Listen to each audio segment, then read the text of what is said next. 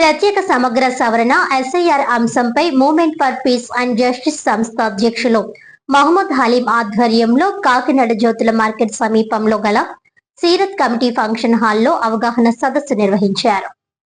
Kakinada Jyothula market సమీపంలోని Seerat committee function హాల్లో MPJ జిల్లా అధ్యక్షులు మహమ్మద్ హలీం అధ్యక్షతన ఎస్ఐఆర్ అంశంపై అవగాహన సదస్సు జరిగింది. ఈ కార్యక్రమంలో న్యాయవాది Syed Salar, senior journalist Malasani Srinivas, CPM నాయకుడు పలివెల వీరబాబు, సామాజిక కార్యకర్త దూసర్లపూడి రమణరాజు తదితరులు పాల్గొని ఓటర్ నమోదు ప్రక్రియ, అవసరమైన పత్రాలు, ఎస్ఐఆర్ విధానంపై వివరించారు. ఓటర్ల సందేహాలకు సమాధానాలు ఇస్తూ 14 రకాల గుర్తింపు పత్రాల్లో ఏదో ఒకటి సమర్పించడం ద్వారా ఓటు హక్కును కొనసాగించవచ్చునని తెలిపారు. ఓటు ప్రతి భారతీయుడి ప్రాథమిక హక్కు అని, 18 సంవత్సరాలు నిండిన ప్రతి ఒక్కరూ తప్పనిసరిగా ఓటర్ గా నమోదు కావాలని హలీం పిలుపునిచ్చారు. ఎన్యూమరేషన్ ఫారాలను ఎలా నింపాలో ప్రాజెక్టర్ ద్వారా వివరించగా ఓటు విలువ, ప్రజాస్వామ్యంలో పౌరుల బాధ్యత, సామాజిక ఐక్యత వంటి అంశాలపై వక్తలు ప్రసంగించారు. ఓటర్ నమోదులో ఇబ్బందులు ఎదురైతే సహాయం అందిస్తామని నిర్వాహకులు తెలిపారు. ఈ అవగాహన సదస్సులో సుమారు 120 మంది ఓటర్లు పాల్గొన్నారు.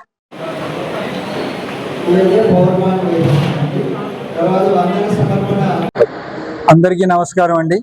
మా సంస్థ పేరు movement for peace and justice, శాంతి న్యాయం కోసం పాటుపడే సామాజిక సంస్థ. ఈరోజు ఎస్ఐఆర్ అనే అంశం మీద మనం ఇక్కడ సీరత్ కమిటీ హాల్లో కొంతమంది ప్రముఖుల చేత పిలిపించి వారి చేత అవగాహన సదస్సును ఏర్పాటు చేశాము. ఈ అవగాహన సదస్సులో ప్రముఖ న్యాయవాది సయ్యద్ సాలారు, అలాగే సామాజిక కార్యకర్త దూసర్లపూడి రమణరాజు గారు, సీనియర్ జర్నలిస్టు మలసాని శ్రీనివాస్ గారు, అలాగే సిపిఎం కార్యకర్త పలివెల వీరబాబు గారు, ఇంకా తదితరులు చాలా విపులంగా ఎస్ఐఆర్ గురించి, ఓట్లు ఎలా నమోదు చేసుకోవాలి, ఓట్లు లేని వాళ్ళకి ఏ విధంగా ఓటు అప్లై చేయాలి, వారి యొక్క వివరాలన్నీ కూడా కూలంకషంగా ఇక్కడ చెప్పడం జరిగింది. అనేక మంది ఇక్కడ హాజరయ్యారు. సుమారుగా 150 మంది వరకు హాజరయ్యారు. వారందరూ అనేక అనుమానాలు అడిగినప్పుడు వారి సందేహాలన్నీ కూడా పూర్తి చేయడం జరిగింది. ఈ సందర్భంగా వారి యొక్క వివరాలు తెలపడానికి మేము విద్యావంతులైన కొంతమంది కంప్యూటర్ నాలెడ్జ్ ఉన్న వాళ్ళని పిలిపించి ఒక 60 మందిని వారి వచ్చిన వాళ్ళందరికీ కూడా వాళ్ళ యొక్క సమాచారాన్ని తీసుకొని వారి ఓటర్ లిస్టులో ఎక్కడున్నారో ఏంటో తెలుసుకొని వారికి ఇవ్వడం కూడా జరిగింది. వచ్చిన వాళ్ళందరూ చాలా సంతృప్తిని వ్యక్తం చేశారు. అలాగే ఈ కార్యక్రమంలో మరి వచ్చిన భాగస్వాములు అయిన వారందరూ కూడా మరి చక్కగా సందేశం ఇచ్చినందుకు వారికి మా సంస్థ తరఫున ధన్యవాదాలు తెలియజేస్తున్నాను. ఈ కార్యక్రమంలో మరి వివిధ మతాల వారు, వివిధ వర్గాల వారు, వివిధ కులాల వారు కూడా హాజరయ్యారు. అందరికీ సమాన హక్కు ఉండాలి. మంచి ప్రజాస్వామ్య రాజ్యం ఏర్పడాలంటే ప్రతి ఒక్కరికి ఓటు ఉండాలి. 18 సంవత్సరాల నిండిన ప్రతి ఒక్కరికి కూడా ఓటు హక్కు ఉండాలని మేము ఇక్కడ సూచించడం జరిగింది. స్త్రీ పురుషులను భేదం లేకుండా, ధనిక పేద అనే భేదం లేకుండా అందరికీ ఓటు హక్కు ఉండాలని, ఓటు హక్కు లేకపోతే మనం మంచి ప్రజాస్వామ్య ప్రభుత్వాన్ని కానీ లౌకిక ప్రభుత్వాన్ని కానీ ఎన్నుకోలేము. కాబట్టి దాని విలువలందరినీ కూడా తెలపడం జరిగింది. మరి ఈ కార్యక్రమానికి ఇచ్చేసిన పెద్దలకు, కార్యకర్తలకు, మా ఎంపీజే సభ్యులందరికీ కూడా ధన్యవాదాలు. ఆంధ్రప్రదేశ్ రాష్ట్రంలో సమగ్ర ఓటర్ల జాబితా సవరణ కార్యక్రమం జరుగుతుంది. ఇంతవరకు భారతదేశంలో ప్రభుత్వాన్ని ఓటర్లు ఎన్నుకుంటే ప్రభుత్వమే ఓటర్లు ఎన్నుకునే పద్ధతిలో ఈ వ్యవహారం సాగుతుందని భావిస్తున్నాం. అయితే ఈరోజు కాకినాడ నగరంలో ఓటర్లందరికీ ఒక ఆహ్వానం కల్పించడానికి movement for peace and justice అనే సంస్థ వారు సీరత్ కమిటీ హాల్లో ఒక బ్రహ్మాండమైనటువంటి మీటింగ్ నిర్వహించారు.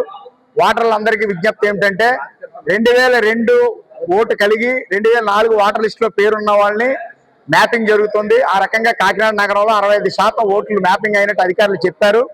2002లో ఓటు లేకపోయినా 2024లో ఓటు వేసిన వారికి అందులో వేరే నామ్స్ రూపొందించారు. అంతిమంగా ఈ ఓటర్ల జాబితా సవరణలో పౌరులు తమ ఓటు హక్కుని కాపాడుకోవాల్సిన అవసరం ఉంది. ఎప్పుడు ఓటు ఉన్నా లేకపోయినా ప్రతి ఇంట్లో ప్రతి ఒక్కరు కలర్ ఫోటో ఒకటి రెడీ చేసుకుని ఉంచుకోవాలా.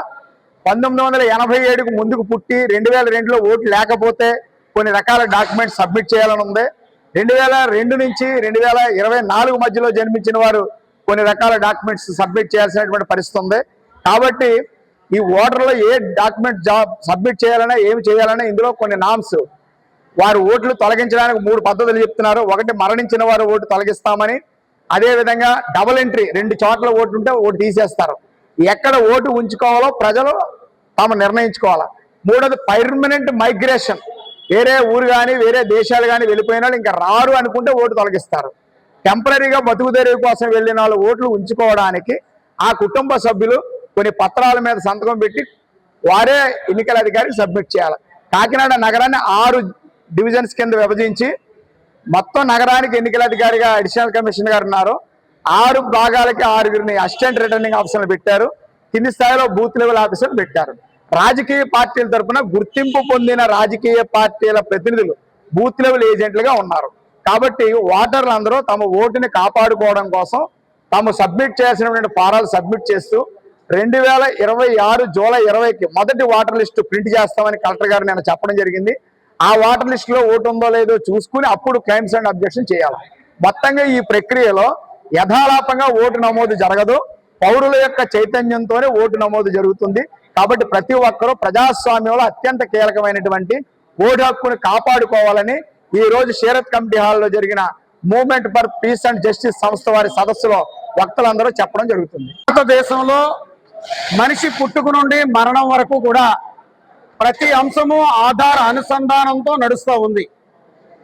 అటువంటి ఆధార అనుసంధాన్ని భారత ఎన్నికల కమిషన్ ఓటర్ జాబితా సమగ్ర నిర్వహణలో జోడించే ప్రక్రియ లేకుండా ఆధార్ అనుసంధానం ఉంటే భారతీయుల యొక్క గోప్యత బయటికి వెళ్ళిపోతుందని చెప్పి ఉద్దేశపూర్వకంగా దీన్ని ఈ సమగ్ర ఓటర్ జాబితా సవరణ ప్రక్రియని ఏకపక్షంగా నిర్వహణ జరుగుతూ ఉంది.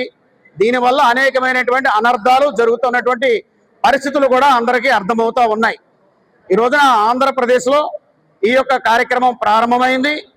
ఈ సమాచారం ప్రజలకి తెలియదు. రేపొద్దున ఎవరు ఓట్లు తీసేసినా తిరిగి ఓటు చేర్పించుకోవడం చాలా కష్టమవుతుంది. ప్రత్యేకించి మైనారిటీలకి చాలా ఇబ్బందులు కలిగేటువంటి వాతావరణం ఉంటుంది.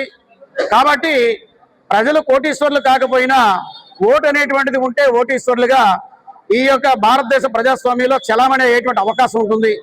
కాబట్టి తప్పిదాల గురించి ఇక్కడ ప్రభుత్వాల మీద విమర్శలు ఎవరూ చేయడం లేదు. ప్రత్యేకించి అవగాహన కల్పించడం కోసం ఈ కాకినాడ నగరంలో ఉన్నటువంటి ప్రతి సచివాలయం పరిధిలోనూ కూడా అవగాహన సమావేశాలు ఏర్పాటు చేసి తద్వారాగా అపోహలు సందేహాలు ఏవైతే ఉన్నాయో వాటిని నివృత్తి చేయాలని, ఏ ఒక్కరికి కూడా ఈ ఓటర్ జాబితాలో అర్హుల పేర్లు తొలగింపు కాకుండా చూడాలి. డబుల్ ఓట్లు తొలగించండి, మరణించిన వారి ఓట్లు తొలగించండి, నివాసం లేనటువంటి వారి ఓట్లు తొలగించండి, ఎవరికి ఇబ్బంది లేదు. రాజకీయ పార్టీల ఆ యొక్క ఏజెంట్స్ వచ్చి వారికి అనుకూలంగా ఉన్నటువంటి ఓట్లకు సంబంధించిన విషయాలు చూసుకుంటున్నారు తప్ప తటస్థంగా ఉండేటువంటి వాళ్ళ విషయంలో కానీ, అదేవిధంగా తమకు అనుకూలంగా లేనటువంటి ఓటర్ల విషయంలో కానీ పట్టించుకున్నటువంటి దాఖలాలు కనిపించడం లేదు. దీనివల్ల అన్యాయం, ఇబ్బందులు కలిగేటువంటి అవకాశం ఉంది. అటువంటి పరిస్థితులు కాకినాడ నగరంలో కలగకూడదని పౌర సంక్షేమ సంఘం కోరుకుంటుంది.